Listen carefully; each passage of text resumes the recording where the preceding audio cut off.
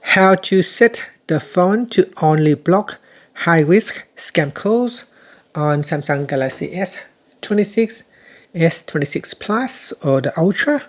First, let's return back to the home screen. Then from here, tap on the phone application.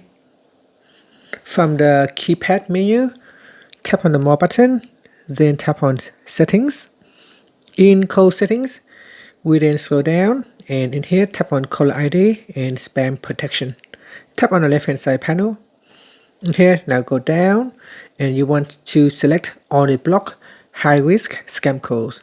Now you can choose Block All Spam and Scam Calls. This basically block everything.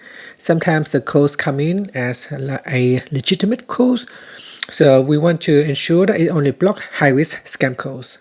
So once you have selected that option, tap on the back key to go back to your phone app, or tap on the home button to return back to the home screen. And that's it. Thank you for watching this video. If you find it helpful, please like and subscribe to my channel for more videos.